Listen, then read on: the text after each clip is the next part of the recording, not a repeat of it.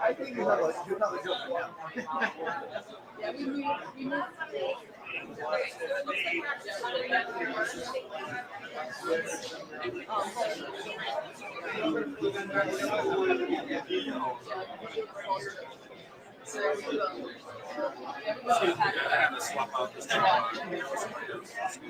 Sorry, guys.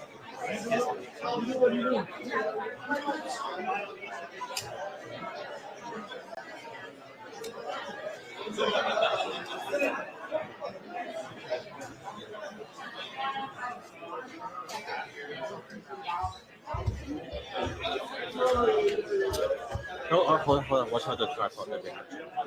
What? What? I don't know. Let me just disconnect this.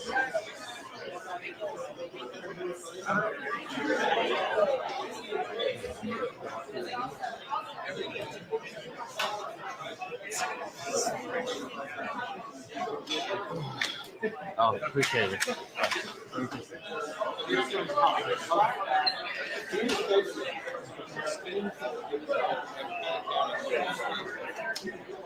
Which camera is yours? No, I mean, which camera is yours? Which camera is yours? Okay. Yeah. Oh, let's see.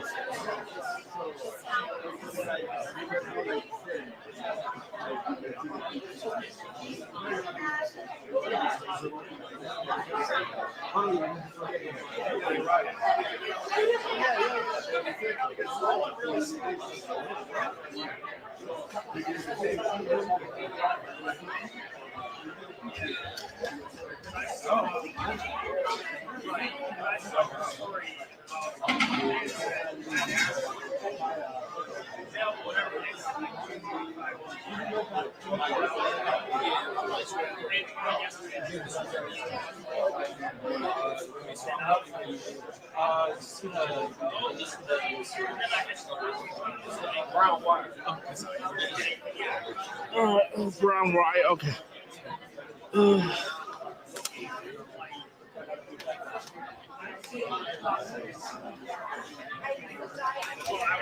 I would have just been standing here. What if your Venus is on the edge? All right.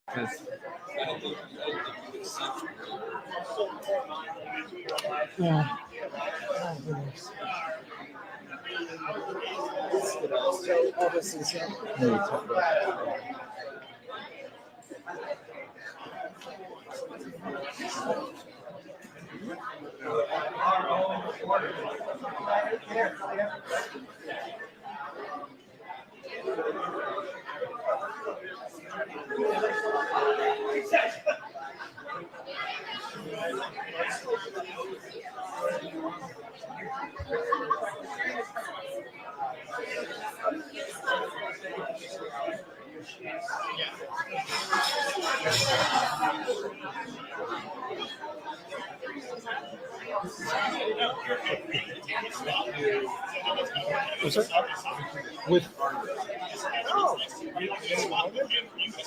no, I'm just saying where I am. I'm not. Okay. Oh, this is a me. This is a me.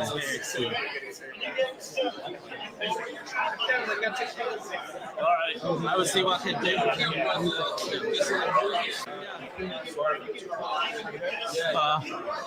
All right, let's see what I can do.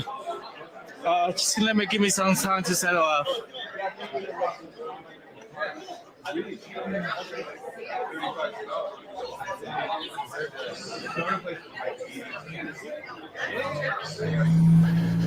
everyone, we are still waiting for this press conference to start. I saw this happening and I was like, we have to bring this to you live. So we are just waiting for the senator to come on, and when he does, obviously that will be shown here. But I just want to say thank you all for being here. It's insane what is happening, and I'm so grateful that we at least have one Democratic leader who is doing something about it.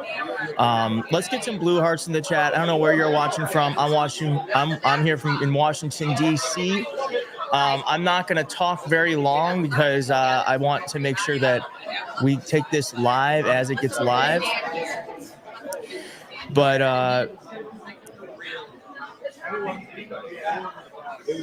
yeah.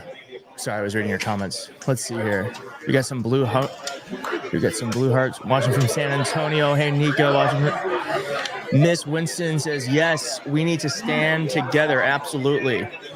We got Germany in the house. Hello, Germany. Reno, Nevada. Wow, we are all across the country and across the world. What is this? Wow. Let's get a shout out to Stacy Doty, who says, this Republican supports Senator Van Hollen. We welcome you to this community because we are not just necessarily a liberal or Democratic community. We are a community of pro-democracy Americans, and that means independents, Democrats, and even Republicans, because if you believe in the Constitution and you believe in democracy, then you have a space here in this community. So thank you so much, Stacy, for standing up for what's right, even though there's so much wrong happening right now. And unfortunately, your party is doing a lot of the wrong. Okay, I'm going to shut up and let's just watch this. Hopefully this will be happening soon.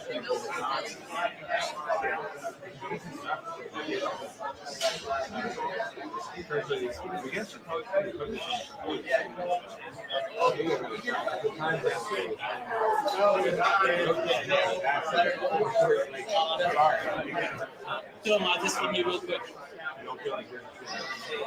Mic check, 1, 2, 3. Mic check. I'm not with his team. I'm with one of the cameras. Anyone? Mic check, 1, 2, 3. Mic check, mic check. Testing. Give me a second. Mic check. Mic check.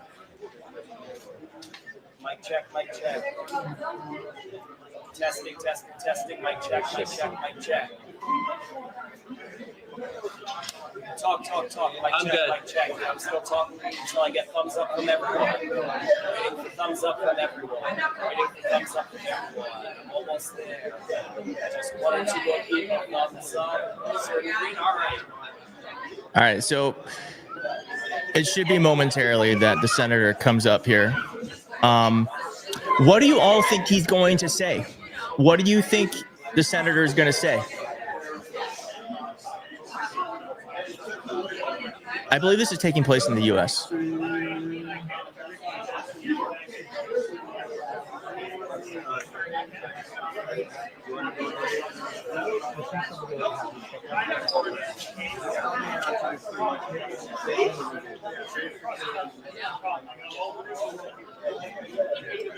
Maya says no clue, not speculating anymore.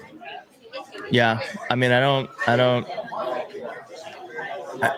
imagine he's going to talk a little bit about the conditions of the prison.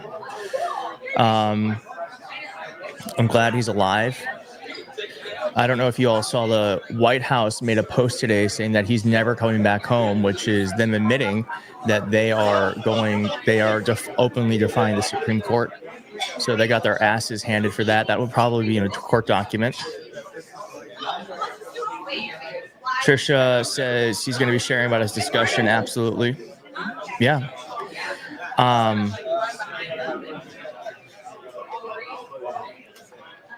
Let me see here. Okay, let me ask, while he was there, why didn't he visit Jose Romero, the gay hairdresser? Did everyone forget about him? I did not forget about him, Mystic Bill. I didn't forget about him. I think with these sorts of things, when you divide your attention on something, because it's the same, we want the same outcome for all of them, right? So if we focus on one person, we're more likely to affect change than if we split up our anger over multiple people. I think that's the strategy around that. But I agree. I believe his name is Andre.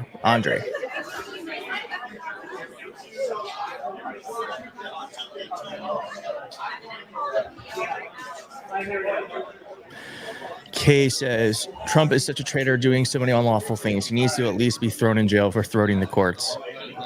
Here's what the next. Hold on, I'm gonna mute this over here. Do you all see Zuki right there? Zuki. I don't know if you can see her. All right, so here's what I think. The next person who runs for president of the United States, the next Democrat, I've said this before, I'm going to say it again. They just need to run on one thing. We are going to lock every person up who skirted our laws, who defiled our Constitution, who manipulated the markets. We're going to lock each and every one of those crooks up. And I won't rest until they do. And if they say that, they will get 60% of the vote, because everyone is over this bullshit. These very, very, very wealthy, powerful people thinking that they control everything and that laws don't matter. No, they're about to find out. Enjoy your 40 months of lawlessness, because a Democrat is going to get reelected. We're going to make sure of it. And then we're going to make sure every fucking person who's breaking the law, who's making these people's lives hell for no reason, are going to get due process. They will go through the trial system, and then they will go to fucking prison. And we will lock them up.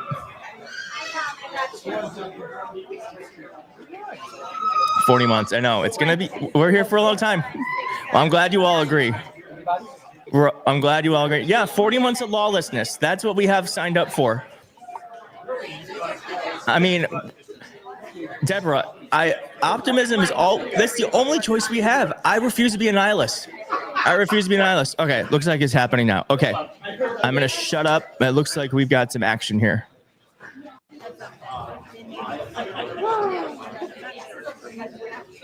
You guys make a much better background.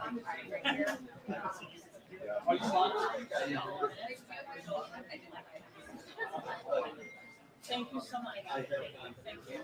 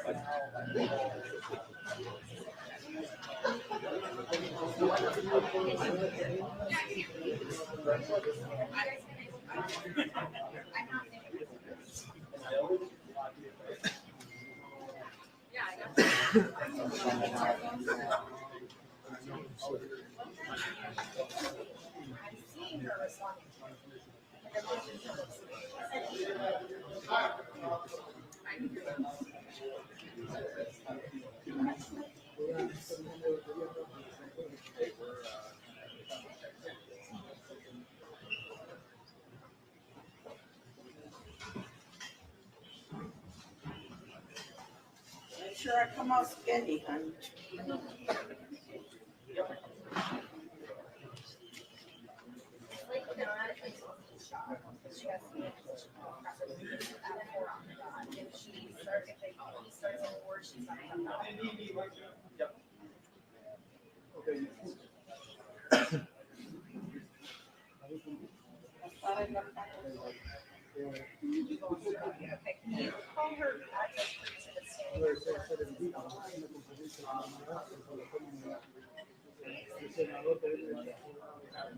Isabella, they're going to call you.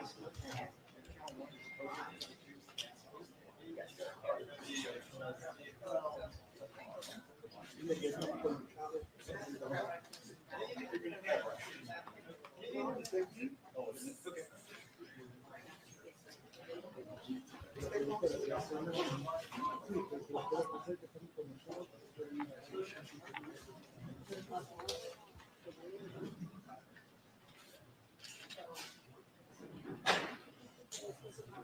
should be.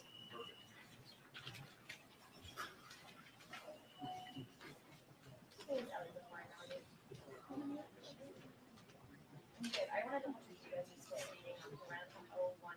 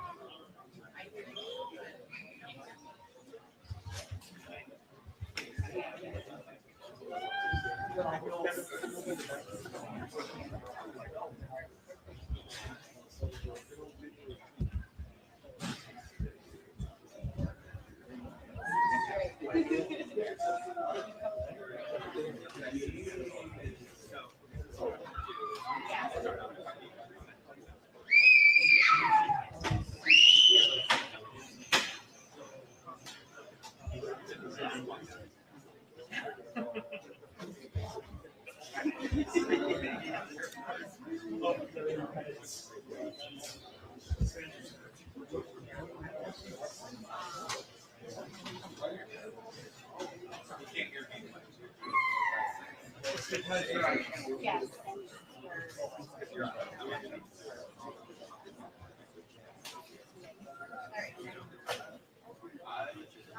So glad to remember, Krista. Thanks for joining the channel. You guys can introduce yourself.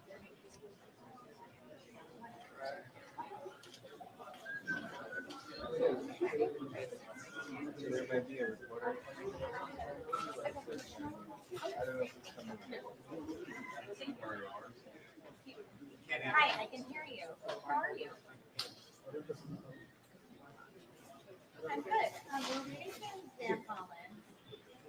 We landed, but we're not sure.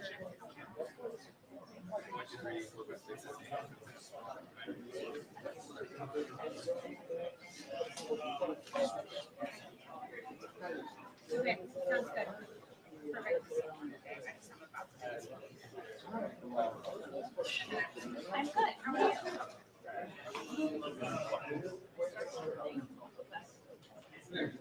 Can you walk me through? Can I walk you through a couple of? Thank you so much for the support and the $5. Can we get some W's in the chat for Sachette Billionaire? We are not nihilists on this channel. We are eternal optimists, and I appreciate you supporting the channel. Oh my gosh. And we also have Annoyed as Fuck, who's been a member for 8 months, saying, I love your channel. Thanks for all you do. Thank you for being here and making what I do possible. It's because of each and every one of you that I'm able to do this. Thank you.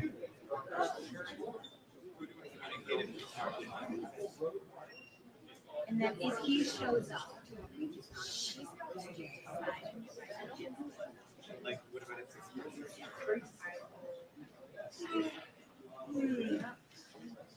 Okay.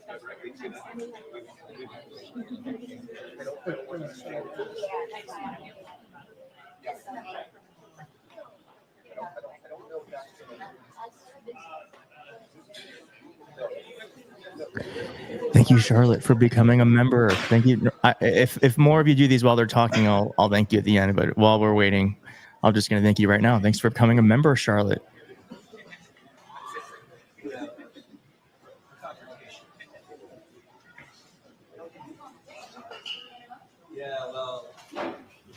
Oh my gosh, Brett just gifted 5 memberships. Let's get some W's in the chat for Brett and showing up for the community. Thank you so much. Wow. 5, holy crap. And Lakeisha has just become a member. Oh my God, you guys are being crazy. Thank you for joining, everyone. Oh my gosh. Thank you. So you don't have to, but it does help. So thank you so much. Thank you. And Jenny's. Oh my gosh. Thank you all for becoming members. Wow.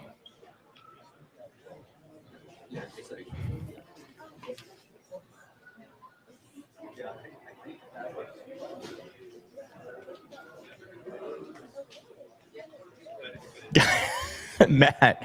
Thank you, Matt. Matt Smith donating 5 memberships to the community. Thank you so much, Matt. And thank you, Ann, for the super sticker of $5. Your support means so much. And Krista, who is celebrating 8 months of being a member, is saying, door open, fresh air, live news, Keith Edwards, pro-democracy. That's right. We've made it past the worst point. It's spring. It's here. We can do this. And Zelda, thank you for becoming a member to the channel. Jesus Christ, all the love. Thank you so much. Thank you so much. Justin, thank you for becoming a member. You guys.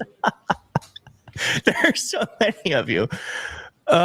This is great. Micah, thank you for becoming a member. Stacy, Jody, thank you for becoming a member. Stacy, the Republican, member of the channel. Thank you so much for joining, Stacy.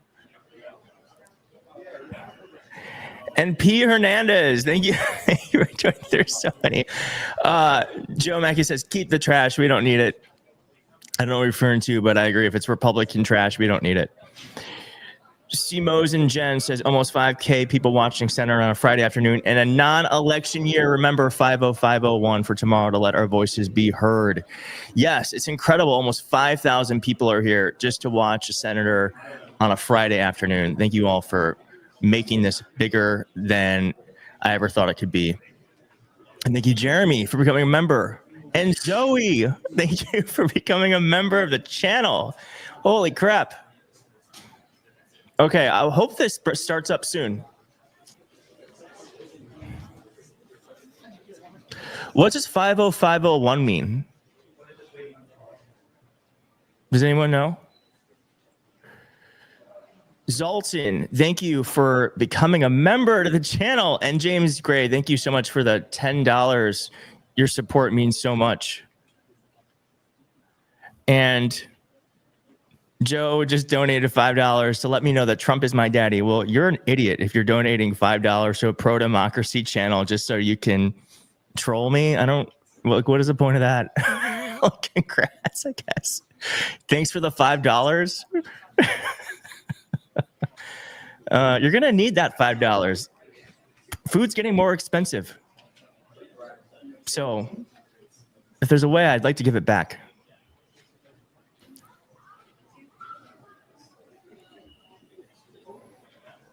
Ah, 5051. Got it.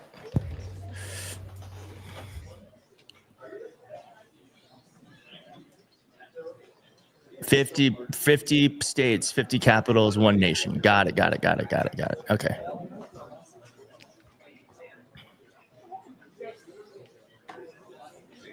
And Neo just donated $50. $50. I'm gonna go. Thank you for the $50, Neo. Holy crap! I'm trying to find where. There it is. And I think we just got another $50 too. Yes, from Daniel. Let's just get some W's in the chat. I'm feeling the love. I mean, this is not about me, but your support means so much. And I'm just so grateful we're all here and that, you know, it feels like Democrats are actually taking action, which is so nice. But thank you all so much for all the support on this live stream. This has never happened before. Charlene, thank you so much for becoming a member of the channel.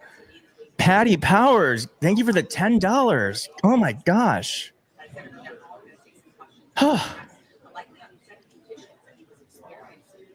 It's really nice. It's really nice. So not necessary, but it does really help. So thank you.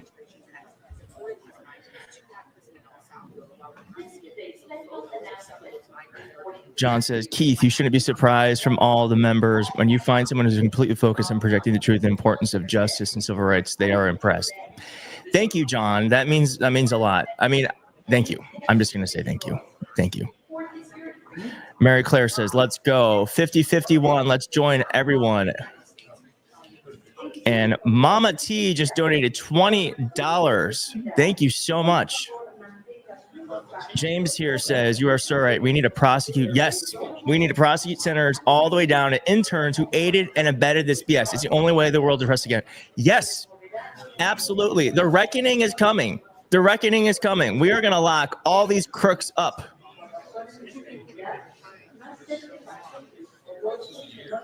Thank you, KG Designs, for becoming a member of the channel and joining the community. Lori, thank you for becoming a member of the channel. I think we're going to have like 300 members. Crazy.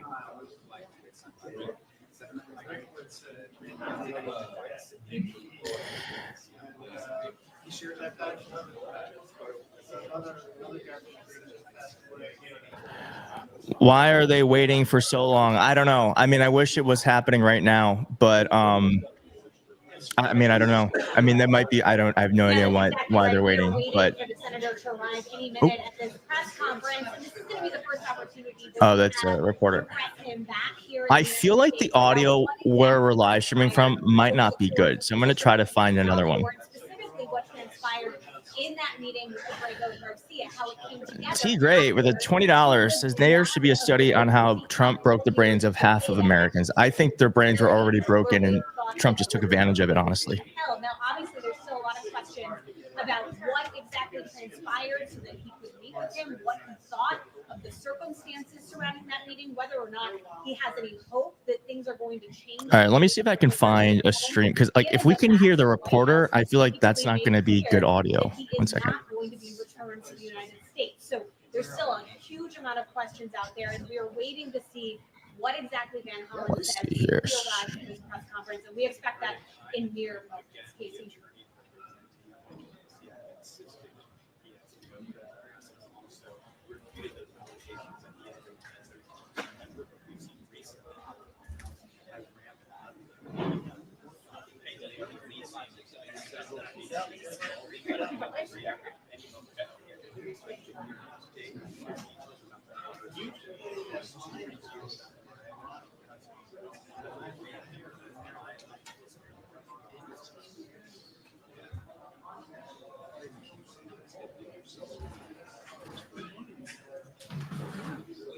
All right, I've got another one. All right, so I have another one locked and loaded just in case the audio on this one sucks.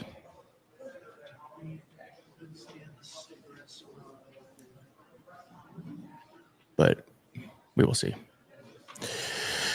Okay, and while I was away, Lunatic Lucy gave $20. Thank you, Lunatic Lucy. Oh my gosh. And $5 from Betsy says, we will all rise up. The truth will win.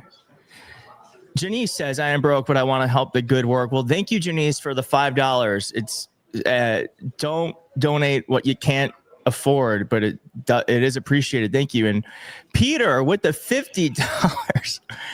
$50 says, great work you do, Keith. This is our America, not Trump's. United we stand, divided we fall. That's right. This is our fucking country too. It's our country too. God damn it. Let's get some W's in the chat for Peter. Thank you so much, Peter, for the $50. It's so generous. Thank you. And we also have here, let's see. Sandy Perez says, we the people, 50-51, America push back, democracy over dictatorship. The Constitution is the rule of law. That's right. The Constitution is the rule of law, and they're about to find out. It might be on pause right now because of Trump, but it's not going to be forever. Brooke Weatherly says, we are close to 500,000 subscribers on the channel. Guys, I started this channel 9 months ago, and we're almost at 500,000 subscribers. When I used to do these, 80 people would watch. 80 people would watch. So if you're not subscribed, sub up. We are a fast growing channel. And oh my God, there's so much support. Michael Reed, thank you for becoming a member. Karen Pope, thank you for the $10. Any ETA for the senator? I don't know that she was supposed to be at ETA. Micah says, if speaking out now is hard, imagine how hard it will be if we fail. Follow Sen Van Hollen's lead and speak out while you can. Absolutely. Absolutely. MMX Akira with $5 says, we need to start withholding the funds that fuel this madness. Why are my tax dollars paying for foreign? Yeah, absolutely. HM trainer became a member. Oh my gosh, Hush Pup just donated 50 memberships. Let's get some W's in the chat for a Hush Pup. Thank you so much. Jeez Louise.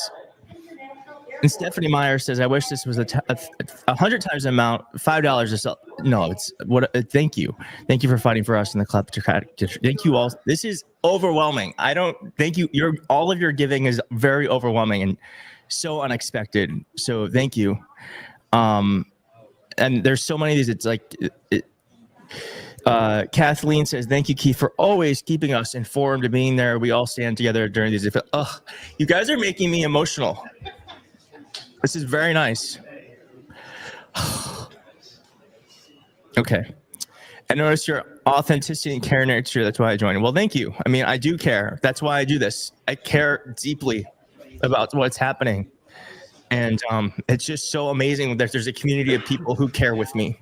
And I'm so grateful we all are here together because it's together that we can actually change this. And we can change this.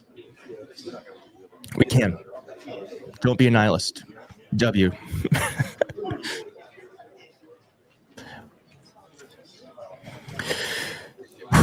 Okay. I'm gonna shrink myself as I'm near tears.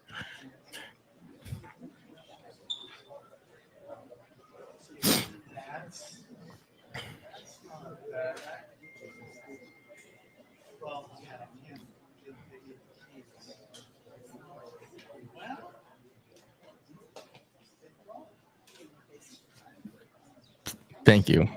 Thank you. Keep it together. I know. Well, everyone's being so generous and nice. It's very nice. That's a great idea.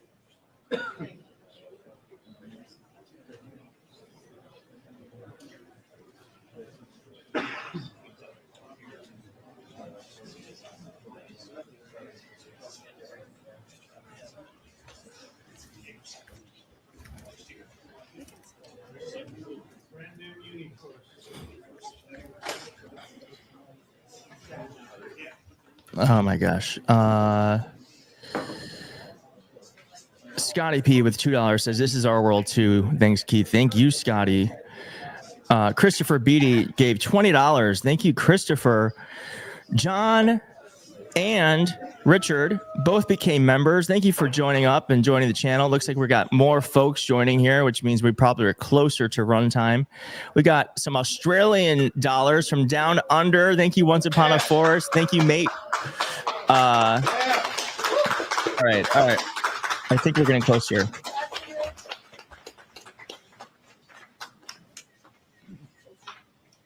All right, we'll get to the rest at the end.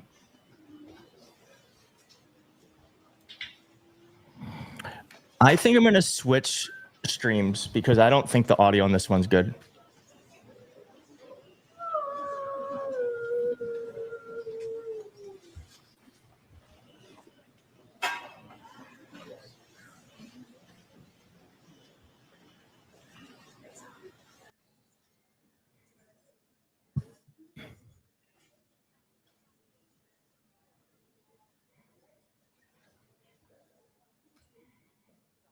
I think that's going to be better.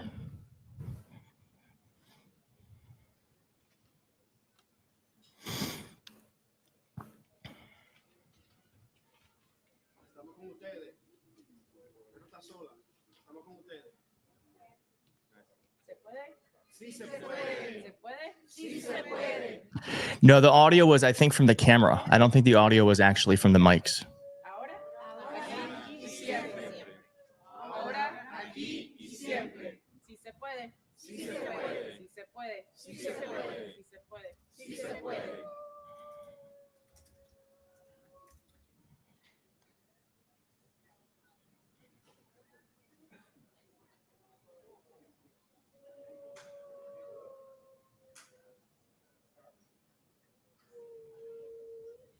El pueblo unido jamás será vencido. El pueblo unido jamás será vencido. The people united will never be defeated. The people united will never be divided. El pueblo unido jamás será vencido. El pueblo unido jamás será vencido. ¿Se puede? Si se puede. All right, I'm actually gonna say I'm wrong. I think the audio might be better here. I'm sorry. I just want to make sure it's good for everyone. 1 second. Present video. Nope. Present.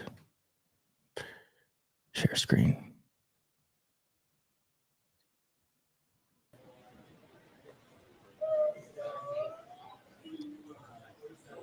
Okay.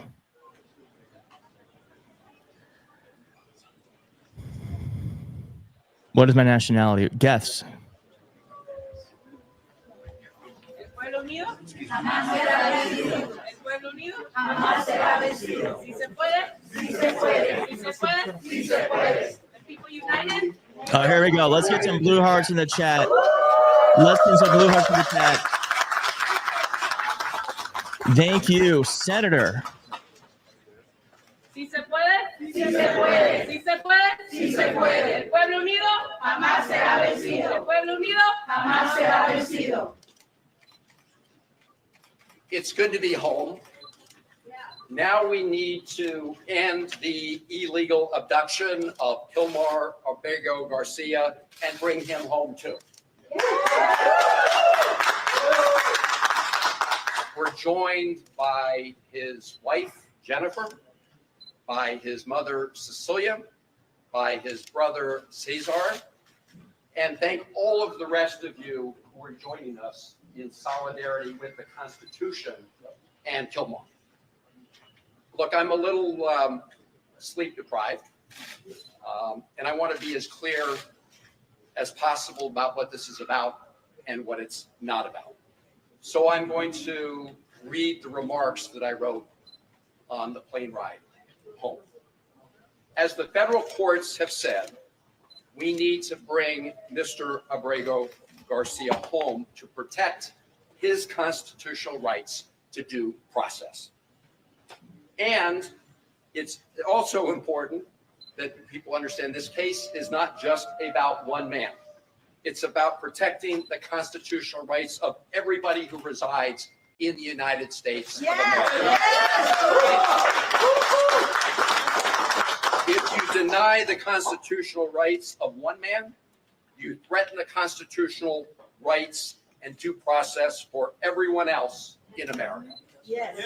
The Fourth Circuit put it very clearly in its strong opinion yesterday, and I quote, "It is difficult in some cases to get to the very heart of the matter, but in this case, it is not hard at all. The government, in this case, the Trump administration, is asserting a right to stash away residents of this country in foreign prisons without the semblance of due process that is the foundation of our constitutional order. Further, it claims, in essence, that because it has rid itself of custody, that there is nothing that can be done. This should be shocking not only to judges, but to the intuitive sense of liberty that Americans far removed from the courthouses still hold dear." They summed up the issue at stake perfectly. And that's why the Supreme Court, in a 9-0 decision, ordered the Trump administration to facilitate the return of Mr. Abrego Garcia. Now, the Trump administration wants to flat out lie about what this case is about.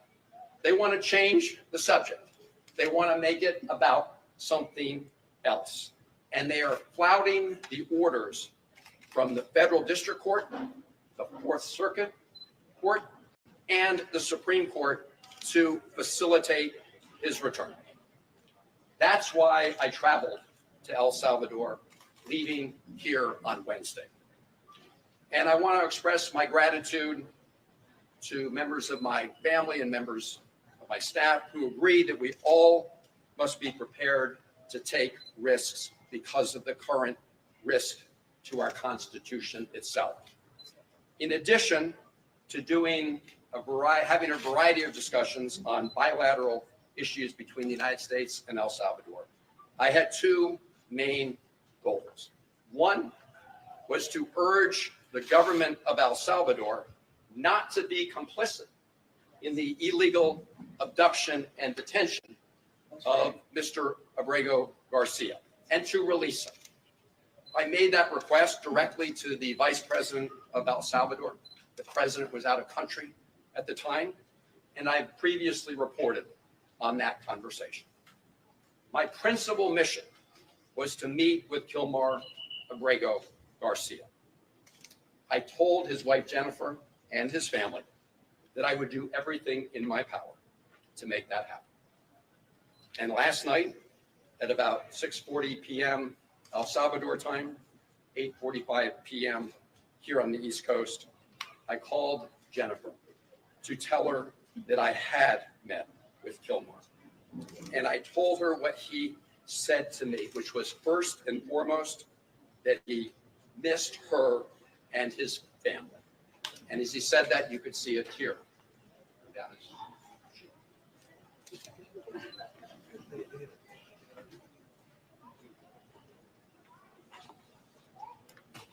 Now, getting a meeting with Kilmar was not easy. On Wednesday, I met with the vice president of El Salvador and asked if I could meet with him. The answer was no. I asked if I returned the following week whether I could meet with him. The answer was no. I asked if I could call him on the phone. The answer was no. I asked if his wife Jennifer could call him on the phone. The answer was no. No to his wife, no to his mother, no to his lawyers. So the following day, which was yesterday, I decided to give it another try by driving to Secot. Secot is the notorious prison where Kilmar was taken when he was abducted. I was accompanied by a lawyer for Kilmar's wife Jennifer and mother Cecilia, Chris Newsom. About 3 kilometers outside of Secot, we were pulled over by soldiers. You could see the rest of the traffic was allowed to go by. We were pulled over by soldiers and told that we were not allowed to proceed any farther. When I asked why, I was told that they had orders not to allow us to go any further. When I asked them if they knew anything about the condition of Mr. Abrego Garcia, they said no. And so much later in the afternoon, I was actually getting ready to catch a plane out of San Salvador back here later yesterday evening. And all of a sudden, I got word that I would be allowed to meet with Kilmar Abrego Garcia. And they brought him to the hotel where I was staying. And after that meeting, as I said, I called his wife, Jennifer, to report on some of the news of that meeting. And now I'm going to report to all of you about our discussion. When I told him that his wife and family sent their love and were fighting for Kilmar to return home every day, he said that he was worried about all of you. That was his response. How are you dealing with this horrible ordeal and nightmare for the family? He said that thinking of you, members of his family, is what gave him the strength to persevere, to keep going day to day, even under these awful circumstances. He spoke several times about your 5-year-old son who has autism. 5-year-old son who was in the car in Maryland when Kilmar was pulled over by U.S. government agents and handcuffed. His 5-year-old son was in the car at that time. He told me that he was taken to Baltimore first. I assume that was the Baltimore Detention Center. He asked to make a phone call from there to let people know what had happened to him. But he was denied that opportunity. He said he was later taken with some others from Baltimore to a detention center in Texas. And some point thereafter, I don't know whether it was a period of hours or days, he was handcuffed, shackled, and put on a plane along with some others where they couldn't see out of the windows. There was no way to see where they were going in the plane. They didn't know for sure where they were going.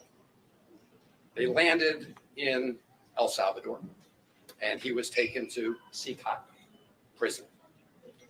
He was placed in a cell with, if I recall correctly, and don't hold me to it, of about 25 other prisoners at Sikhat. He said he was not afraid of the other prisoners in his immediate cell, but that he was traumatized by being at Sikhat and fearful of many of the prisoners in other cell blocks who called out to him and taunted him in various ways. He told me, and this was yesterday, that 8 days ago, so I guess 9 days ago from today, he was moved to another detention center in Santa Ana, where the conditions are better. But he said despite the better conditions, he still has no access to any news from the outside world and no ability to communicate with anybody in the outside world. His conversation with me was the first communication he'd had with anybody outside of prison since he was abducted. He said he felt very sad about being in a prison because he had not committed any crimes. When I asked him what was the one thing he would ask for in addition to his freedom, he said he wanted to talk to his wife, Joan. I told him I would work very hard to make that happen. I told him that in addition to his family, that all of you who are here today were fighting to bring him home. I told him that his brothers and sisters in his union, the sheet metal workers union, were fighting to bring him home.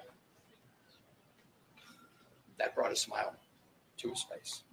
I told him that millions of Americans understand that what is happening to him is a threat to their own constitutional rights.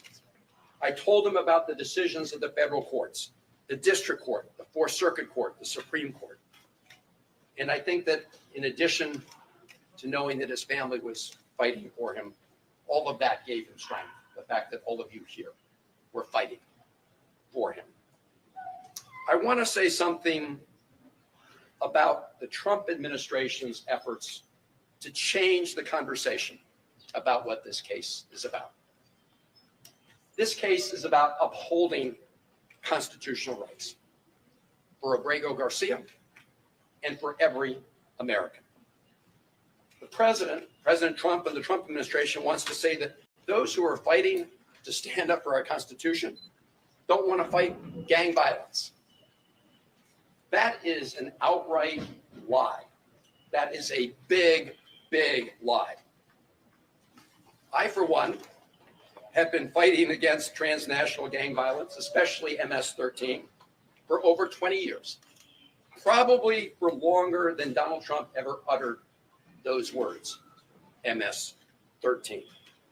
Over 20 years ago, I worked to establish an anti-gang task force, a regional anti-gang task force in the Maryland, Washington, D.C., and Virginia area. I did it in a bipartisan way with then Congressman Frank Wolf and Tom Davis. And we have made substantial progress in this region. We have a long way still to go, but those efforts have resulted in progress. So I say to the President and the Trump administration, if you want to make claims about Mr. Abrego Garcia and MS-13, you should present them in the court, not over social media. Right. Not at press conferences where you just rattle stuff off. Because here is what the federal district court judge said about exactly this issue. This is Judge Zivis. So she is the federal district court judge in the District of Maryland, where the case first appeared. This is a quote from her opinion.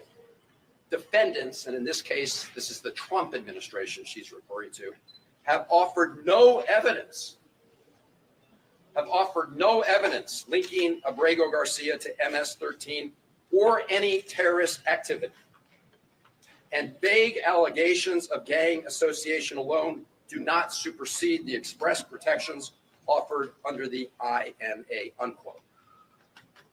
She emphasized this point, and I'm quoting, no evidence before the court connects Abrego Garcia to MS-13 or any other criminal organization, unquote. In other words, put up in court or shut up.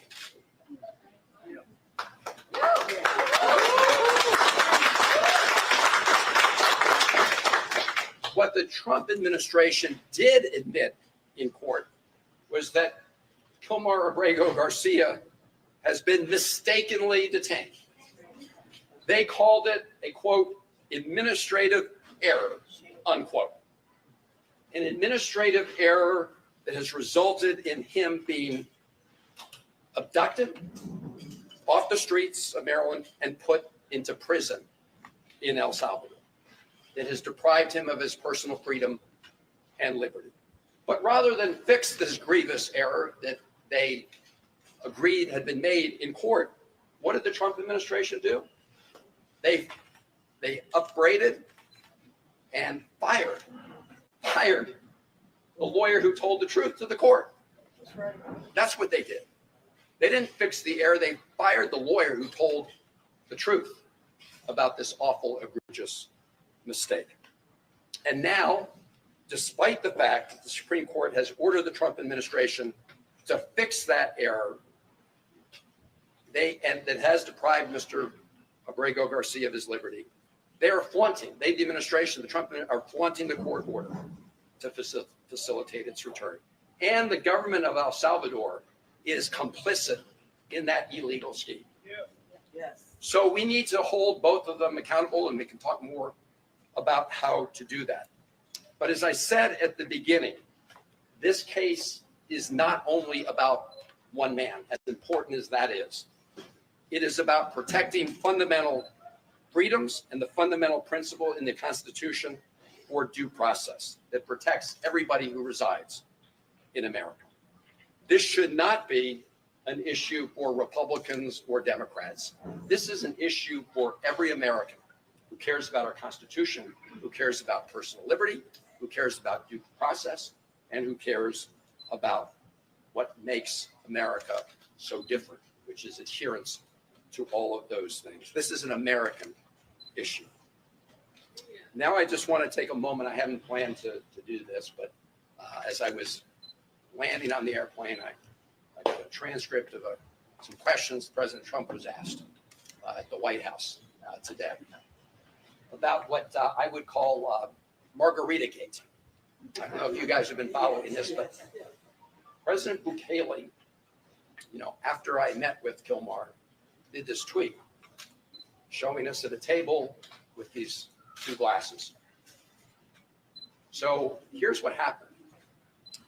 When I first sat down with Kilmar, we just had glasses of water on the table. I think maybe some coffee.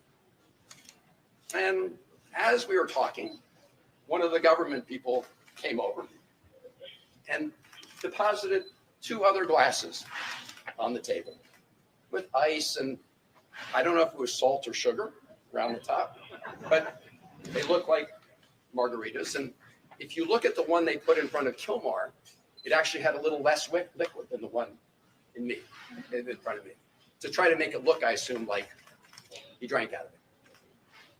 Let me just be very clear. Neither of us touched the drinks that were in front of us. And if you want to play a little Sherlock Holmes, I'll tell you how you can know that. So if you look at the video or the picture I sent out from the beginning of our meeting, you'll see there are no glasses on the table. So you'll see in later videos, they are on the table. But they made a little mistake. For some people, very careful, right? If you sip out of one of those glasses, some of whatever it was, salt or sugar, would disappear. You would see a gap. There's no gap. Nobody drank any margaritas or sugar water or whatever it is. But this is a lesson into the lengths that President Bukele will do to deceive people about what's going on. And it's also shows the lengths that the Trump administration and the president will go to, because when he was asked about a reporter about this, he just went along for the ride. So the White House and the president have been lying about this case from the beginning.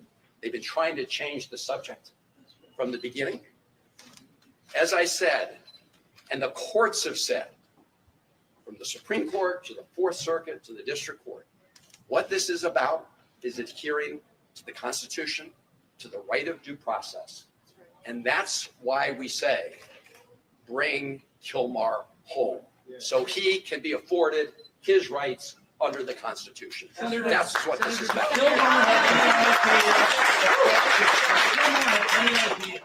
Firestorm is deportation as well. Here number. So I told him, that was the first he heard. You could address the family. Sure.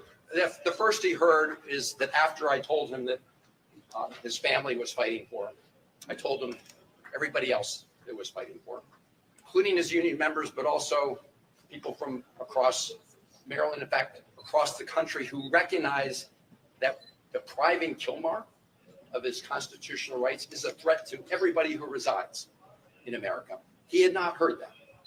I believe that gave him additional strength. Senator, What did Abrego Garcia say that the officials in El Salvador told him about why he was sent to that prison and how long he would be there? They haven't told him anything about why he was sent. Or how long he would be there? They didn't tell him anything about that. And In fact, I asked the vice president exactly that question. You know, why is he here? Is he violating any laws in El Salvador? Do you have any proof that he's committed a crime? No. Why is he here? Because the Trump administration is paying us to keep him here. Did he say he Wow. heard other migrants that were also Wow. there that were also deported to that prison? Did what? Did he say what he had heard from others who were also deported to that prison? He did not know about what was happening in the outside world. Sir Van Hollen, can you talk about And let me just say, at CCOT, I want to be really clear. At CCOT, they don't let any of the prisoners have access to the outside world. That's one of the conditions, one of the notorious parts of that prison, which, by the way, is a blatant violation of international law, as I said when I was. Senator Van Hollen, can you talk about? You're the first person that can see a person that was in Secot and that left Secot even for a few minutes. What did he say about how it is being there? Because he is the first prisoner from Secot that was outside, ever. Oh, I think I said, I mean, he said what he said was that it was his best guess that most of the cells were packed with about 100 people. I asked him why. He said when they take a roll call during the day, people have to call out their names from different cells. As I said, in his cell, I believe there were about 25 people until he was moved. But as I said, while he wasn't fearful of the other prisoners in his own cell, he was fearful about the taunts that he received from other prisoners in CCOT. Senator Van Hollen, can you talk about? Okay, what do you think you've achieved with this trip and what's next in terms of getting him actually released and sent back to the United States? well, the first thing was to accomplish what his mother and family were really desperate to learn, which is that he's alive. I hadn't heard a thing about him. That for someone who's, he's obviously in a terrible situation. As I said, he's experienced trauma. He said he's sad every day. But I think this persistence resulted in having this chance to meet with him, to begin to get a little bit of his story. And I think it is the first step to ultimately bringing him home as the Constitution requires. Can you talk about pressure Did you have a to sense let of you his, visit them? his health, his well-being? Did you sense, get any indication that he would have used? I did not get that sense. Look, you never know, but I asked him if he was okay. He said yes. He said he has a blood pressure condition. He has seen a doctor. So, you know, on a very cursory examination, he appeared okay. Now, I will say, just to be clear, there was some negotiation about the terms of this meeting, and we were kind of surrounded by video cameras. So I do want to say that was the setting he was in. I should also just say, you know, I mentioned the fake margarita. You know, they actually wanted to have the meeting by the side of the pool, right, in the hotel. Just right. I mean, this is a guy who's been in CCOT. This is a guy who's been detained. They want to create this appearance that life was just lovely for Kilmore, which of course is a big. Senator. Senator, can I ask you, have you been having any conversations over the course of the last 48 hours? I know you've been busy in El Salvador with Trump administration officials. Was there any indication, maybe with the administration, that they were more flexible than what they were saying publicly? I have not. I did have a meeting with folks at the American Embassy there. And I really want to applaud them and every member of the Foreign Service and State Department in El Salvador and everywhere around the world. I co-chair the Foreign Service Caucus, and I have a deep appreciation for what they do. I asked them if they had received any instruction from Washington to help facilitate the release of Kilmore. The answer was no. I asked them if they had made any attempt to reach out to him. The answer was no. So it's very clear that the President Trump administration are blatantly, flagrantly disagreeing with, defying the order from the Supreme Court. Senator, can you talk about who from the Salvadorian government contacted you to facilitate this meeting? You mentioned that there were terms associated with the meeting. Were you told not to reveal any details from the meeting until you came back to the United States? And were you at all concerned for your safety in and around this meeting taking place, or at any point during your time in El Salvador? So I was not concerned about my safety at this meeting. And I will say, you know, obviously there's a lot of uncertainty when you're approached by soldiers and have your car pulled over to the side of the road and told you can't go any further. But I will say that the soldiers acted professionally, okay, in their encounter with me. They had their orders. They implemented their orders. In terms of, I'm sorry, what was about the meeting, how the meeting came to be, who contacted you from the government? The meeting, they reached out to say they would meet the Salvadorian government. Look, in El Salvador, everything happens because Michaela says it could happen. And if you look at the video he sent out right afterwards with the fake margaritas, you could see that all of that was a setup. Okay, so that's why. And as to how I was notified, their message was transmitted to me through the embassy. Senator, the Vice President, were you able to explain anything about the agreement that the Right here, and then I'll go right there. So the response from Republicans to your visit is that you care more to meet with Abrego Garcia than you do with Rachel Moore, who is the mother of a Maryland woman who died in your state. What is your response to that criticism specifically? Well, my response is that my heart goes out to the family of Rachel Moore. As I said at the time, my heart breaks for what happened to them. That should not happen to any family in America.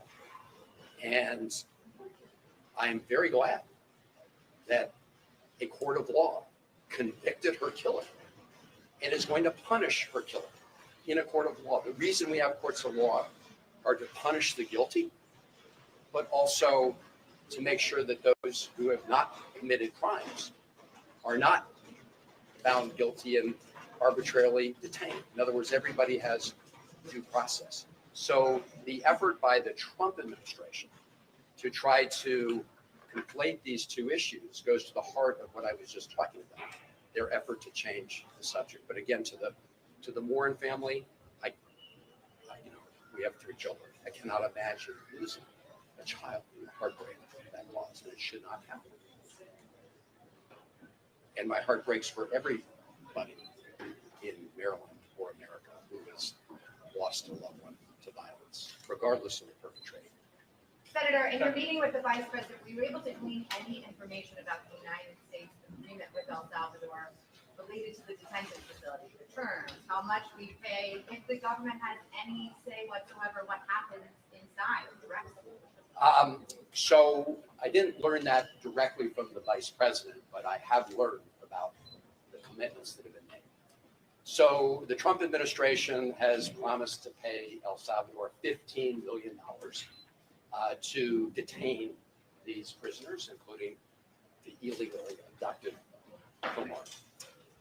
My best information, and it's pretty good, indicates that to date, they've paid out more than $4 million of that 15 million. As to the terms of an agreement, I've not seen an agreement. I don't know whether there is an agreement that specifically spells out the terms and conditions here. I am aware that there was some document that memorialized the payments, but again, I do not know in any way if it goes through the details. Senator, what's the next step here in light of the defiance or perceived defiance? Last question. This is the last question, I think. So, everybody asks those of us who are Democratic senators whether there's any bottom line where Republican senators will say enough's enough and won't simply continue to be rubber stamps for the Trump administration. So far, we haven't hit bottom. In this case, we have what I believe is an outright defiance of the Supreme Court.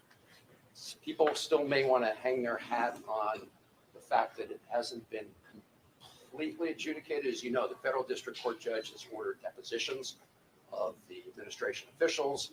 The Trump administration appealed it. That's what the Fourth Circuit decision was all about. That may well go to the Supreme Court. I don't know if the Trump administration is appealing that. So the question is there any point when the president is violating the Constitution of the United States that Republicans will stand up for the Constitution rather than just continue to do the bidding of the Without Trump Republicans, administration? Democrats are powerless. When it comes to Congress. But let me say something on that. Not totally powerless, because appropriations need to go through the Congress. And that $15 million, you can be sure we're going to be looking for where it is, because that wasn't authorized in previous appropriations. We're operating under a continuing resolution. Now, they may try to pretend they can transfer that, but there's some indication that they were planning anyway until now to make that as part of their request.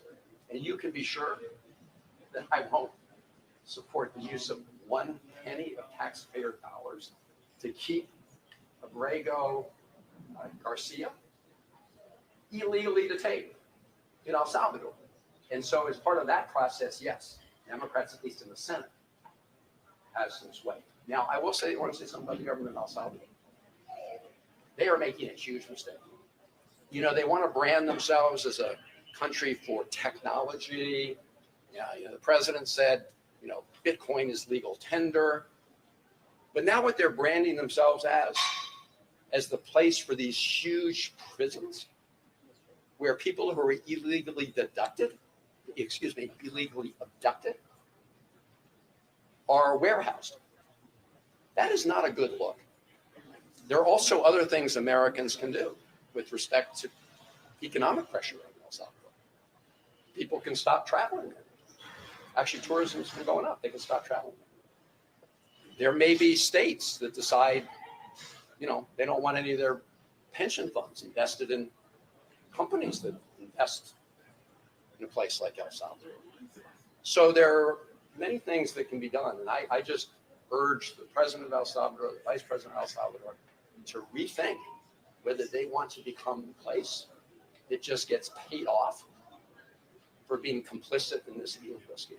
Senator, what's your party leadership or colleagues plan to go down? Senator, what do you hope from your? There's two more right here. Senator, why did the Salvadoran government reverse itself on allowing you to meet with Mr. Abrego Garcia after telling you no? And also, do you have a sense of why the government transferred Mr. Abrego Garcia from CCOT to this other prison in Salvador? Well, I think the reason they relented is pretty clear. They were feeling the pressure. I mean, they were feeling the pressure because while I was in El Salvador, we had two major press conferences that included the local press who reported on this. And I think that they decided that it was not a good look to continue to detain Abrego Garcia without anybody having access to him. There's no other explanation for the fact that they said no, and then prevented us from going to the prison. So that's why. I'm sorry, what was the second part of the question? The second part, why and welcome home. Why did they transfer him from CCOT to the other prison in Salvador? No, well, I mean, number one, I will say my main request was to meet with him. And as I said, he's no longer at CCOT. So he's at a different prison, which is pretty far outside of San Salvador. But in addition to that, I didn't even know that. I mean, so as we all thought he was at CCOT. I mean, until I met with him, that's why I tried to go to CCOT. So I think that's why they brought him. He wasn't brought him to see me. Senator, what actions do you advocate your party taking to prevent future deportations like this? Do you think that the White House was involved at all in facilitating this meeting? Or do you think this I do was not. administration? I do not. Do you think? I have no basis for that. Have you spoken to any of your colleagues who say that they plan to go down now that the president seemed to shut the door, let you meet with him, but he said he's going back to detention and will not return? Have you spoken to them and what they hope to accomplish going forward? So I've told the vice president of El Salvador that I may be the first senator member of Congress to be in El Salvador, to come down to El Salvador, but I won't be the last. And there are others coming. I've got to give them a call after this meeting to brief them on my trip. But this goes back to the fact that, El Salvador is making a big mistake. President El Salvador is making a big mistake in being complicit in this illegal scheme. How long did you meet for? How long did you We met for over half an hour. There was no. Senator, what else can your Democratic colleagues do to prevent future illegal deportations like this? You mentioned the International Covenant on Civil and Political Rights. Yes. Do you think that, and El Salvador is a party to that, do you think that you're mentioning that is part of what facilitates? I think it could have been a factor because they are in blatant violation of that requirement, that international law requirement. Not only in this case, but actually in all of these cases, because I said the policy at that prison, CCOT, is to have no communication, not with your lawyer, not with your family, with nobody. That is a violation of international law. And as I mentioned, El Salvador is a signatory to that. Thank you all very much for being here. And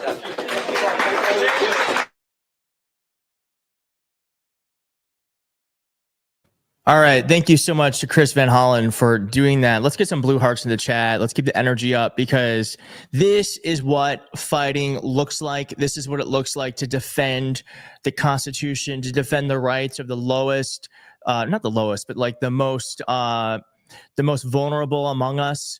And this is what it means to be an American. This is what it means to be an American. I am so proud of this man. There have been some Democrats that have said that he shouldn't have been doing this because he's making it about immigration and like no, he's making this about the fact that we need due process in this country. And without due process in this country, like he said, one person, if they don't get it, then that means it's more likely that all of our rights are not going to get it. And I just want there's a couple of things I thought were interesting where I thought it was so great that Mr.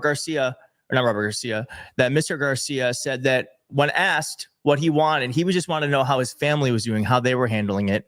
And I also am wondering, he said he was okay, but there was 12 people surrounding them and they were recording it. Do you think he was answering that question honestly? Or do you think he was expected to answer that question in a way that made them look good so that he wouldn't get hurt further? That's something that I think he was kind of alluding to, was that though he said he was okay, he might not have been saying it truthfully because he knew that essentially his captors were surrounding him. So that's what I'm thinking about. Let's go through. I'm just going to go through these really rapid fire because I want to make sure everyone. Kenny, thank you for the membership. Krista Hines, thank you for the $2. Kobe, thank you for the $10. You deserve all the praise. We're all in this together. We are in all this together. Thank you for the $10. OMG, yikes. Thank you to Alan Mitchell for becoming a member. And thank you to Chris Schumacher for $5. For ES Quizzy for six pounds. Is that a pound? And Ellie Mae for the $5. Oh my God. Oh my God. There's so many now. Okay. I don't know. I'm going to go through all these. If you're not subscribed, by the way, consider subscribing. We are on the road to 500,000 subscribers. So if you're not subbed up, please do consider subbing up. And God, I lost my place. Here we go. Okay. Nicole May, thank you for the $5. We have Lori for the $5. Let's just get getting W's in the chat. Glimmer Girl, $5. Thank you. And Elsterman became a new member. Powerhouse Girl gave $5. We got 10, I believe those are pounds, from saying impeachment now from Dragon Lover. Thank you all so much for all of the support. We got $5, 5 Canadian dollars from Cameron Mirza. We got $2 from Christopher Fisher saying lovelly to be around for people who care. Agree. It is so nice to have community. Italian name says gave $2. Thank you for that. Tanny Mitzker became a member. Thank you. Nancy Linz gave $10. Thank you for the $10. We have those were euros. This is a pound. Those were euros. This is the pound. Sorry, I'm a little American sometimes. Okay, Simon Davidson, thank you for the 20 pounds. We got Derek with 7 Canadian dollars, saying Canadian here, sending all of our love, support, and strength. Thanks, Keith, for giving us all hope. Thank you for this. And we got 99 cents from Red Sky. Oh my gosh. There's so many. Amy Lou gave $5. So Bones gave $10, saying liberty and justice for all. Michael Haken became a member. Thank you for becoming a member. Tammy John gave $20. I'm sorry, I'm going to go through all these. There are so many, though. There are so many. I just scrolled down. Okay. $20. Thank you for the $20. Where was that? Okay. I lost my place. Okay. I'm just going to say, let's see here.